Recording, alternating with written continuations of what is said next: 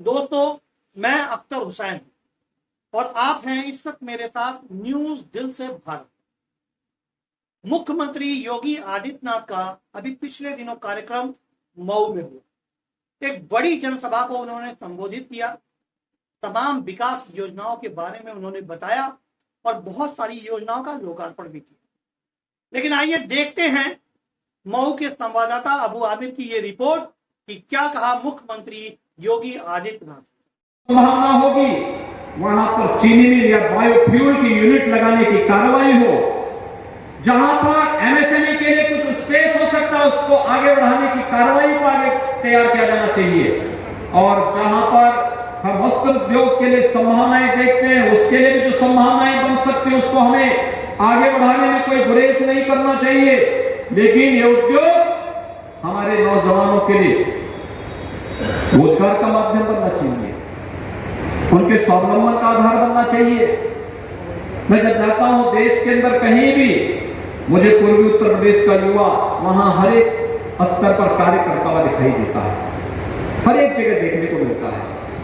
और मुझे लगता है कि अगर सरकारों ने, पिछली सरकारों ने अगर सोचा होता तो ये नौजवान देश और दुनिया के अंदर जगह जगह न रह करके अपने क्षेत्र में अपनी प्रतिभा और अपनी ऊर्जा का लाभ यहां के विकास के लिए दे पाता। लेकिन देर से ही दुरुस्त होने की दिशा में सरकार ने कदम बढ़ाए हैं और इसके परिणाम भी आज प्राप्त होते हुए दिखाई दे रहे हैं। भाइयों बहनों, ये इंफ्रास्ट्रक्चर इसी बात को लेकर के हम विकसित कर रहे हैं। ये बुनियादी सुविधाएं इन्हीं बातों को लेकर के उपलब्ध कराया जा रहा है। और डबल इंजन सरकार इसीलिए लोक कल्याणकारी योजनाओं का लाभ बिना भेदभाव के समाज के प्रत्येक तबके को देने के लिए इसी भाव के साथ कार्य कर रही है। आज जब इतनी परियोजनाओं का लाभ यहां पर उपलब्ध करवाया जा रहा है, मैं आप सबका भी आह्वान करूंगा, हम सब भी मिलकर के विकास और निवेश में अपना योगदान दे सकते हैं। हम एक नई योजना लेके आ रहे हैं, ग्रामीण क्षेत्र में भी और नगरीय क्षेत्र में भी, मातृभूमि योजना। इस योजना में कोई व्यक्ति अपने पूर्वज के नाम पर अगर कोई गांव, देखा आप लोगों ने, मुख्यमंत्री योगी आदित्यनाथ ने कहा कि मऊ के आसपास जो हाईवेज बनाए गए हैं, पूर्वांचल एक्सप्रेसवे बनाया गया है, वो लखनऊ जाने में उनको आसानी हो गई। और उस एक्सप्रेसवे के किनारे जो है तमाम कंपनियां आएंगी, तमाम फैक्ट्रियां आएंगी जो नौजवानों को रोजगार देगी। रोजगार बहुत इंपॉर्टेंट है, बहुत अहम है। लेकिन मुख्यमंत्री योगी आदित्यनाथ ने उत्तर प्रदेश सरकार की तरफ से जो सैकड़ों विभाग है, चाहे वो शिक्षा हो, स्वास्थ्य हो या कृषि हो, या तमाम विभाग ऐसे हैं जिनमें हजारों लाखों नौकरियां निकल सकती हैं, लेकिन उन्होंने एक बार भी सरकारी नौकरी के बारे में, उत्तर प्रदेश सरकार के जरिए वैकेंसी के बारे में उन्होंने जरा भी जिक्र नहीं की। अब जिसको भी रोजगार मिलना है उत्तर प्रदेश में सिर्फ प्राइवेट कंपनियां देंगी, उनकी मानसिकता ऐसी दिख रही है।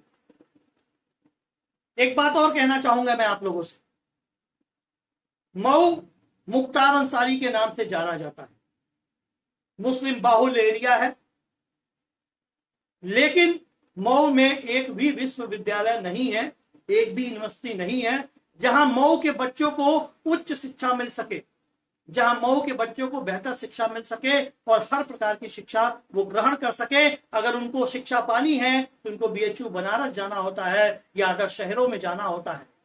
जिन बच्चों के पास व्यवस्था नहीं होगी जाने की, वो शिक्षा हासिल नहीं कर सकते क्योंकि मऊ में विश्वविद्यालय नहीं है। इसकी घोषणा मुख्यमंत्री योगी आदित्यनाथ ने नहीं की।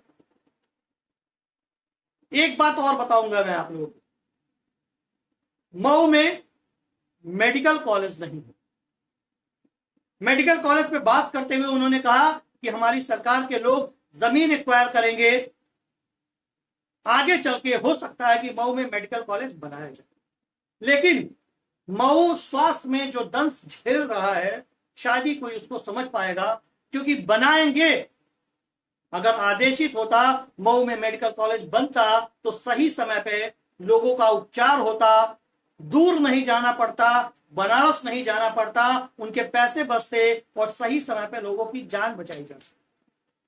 मुख्यमंत्री योगी आदित्यनाथ को चाहिए कि मऊ जनपद में अपने अधिकारियों को निर्देशित कर जल्द से जल्द जमीन एक्वायर कर मऊ में मेडिकल कॉलेज बनाने की नींव रखनी चाहिए, घोषणा करनी चाहिए, और ये बात सरेआम होनी चाहिए, सिर्फ इशारों में नहीं। एक बात और कहना चाहूंगा मैं आप लोगों से, उत्तर प्रदेश सरकार मदरसों का सर्वे करवा रही है। वो इसलिए करवा रही है कि मदरसे किस स्तर पे काम कर रहे हैं, कैसे पढ़ाई कर रहे हैं, ये जानना चाहती है। बेशक बिल्कुल जानना चाहिए आपको, लेकिन उत्तर प्रदेश सरकार ये बता दे कि 2014 से लेकर 2022 तक न केंद्र सरकार ने न यूपी गवर्नमेंट ने किसी ने भी मदरसों को तैतानिया, फोकानिया, आलिया, हाई आलिया किसी प्रकार की कोई मान्यता नहीं दी। इसको बंद कर रखा है। क्या मुख्यमंत्री योगी आदित्यनाथ, अल्पसंख्यक मंत्री दानिश आजाद अंसारी क्या ये बताने का काम करेंगे कि आखिर मान्यता आपने क्यों रोक रखी? अगर आपको रोकना है तो यूपी बोर्ड का भी रोको, सीबीएसई का रोको, आईसीएसई का रोको, संस्कृत बोर्ड का रोको, सिर्फ उर्दू बोर्ड की मान्यता आपने रोक रखी है। आखिर आपकी मंशा क्या है मुसलमानों के प्रति? और एक बात मैं साफ करना चाहता हूं, बताना चाहता हूं कि अगर मदरसों में सर्वे कराए जा रहे हैं, उसकी जांच कराई जा रही है, तो संस्कृत विद्यालयों की भी जांच होनी चाहिए, यूपी बोर्ड के विद्यालयों की जांच होनी चाहिए, सीबीएसई की भी जांच होनी चाहिए, आईसीएसई की भी जांच होनी चाहिए। सिर्फ और सिर्फ मदरसों को टारगेट करके उनको कमजोर करने का अगर काम ये सरकार कर रही है तो निहायत ही गलत है, ये उचित नहीं। और बहुत फिक्र है अगर मुसलमानों की मुख्यमंत्री योगी आदित्यनाथ को। तो कहा जाता है कि सक्चर कमेटी के रिपोर्ट के हिसाब से मुसलमानों की हालत दलितों से बदतर है।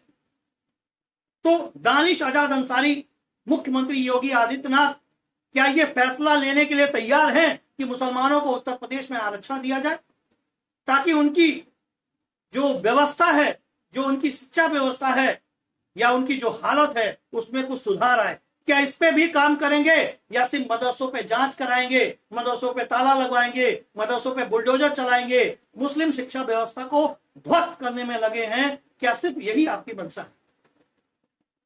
मैं एक पत्रकार होने के नाते निष्पक्ष ये कहना चाहूंगा मुख्यमंत्री जी से कि अगर आप काम कर रहे हैं तो हर प्रकार की शिक्षा व्यवस्था पे काम करिए, ताकि उत्तर प्रदेश उन सभी आदेशों को सम्मानित करे, उनकी इज्जत करे। सिर्फ एक वर्ग को अगर आप टारगेट करेंगे तो मुझे लगता है ये गलत हो रहा है। ये सबका साथ सबका विकास नहीं।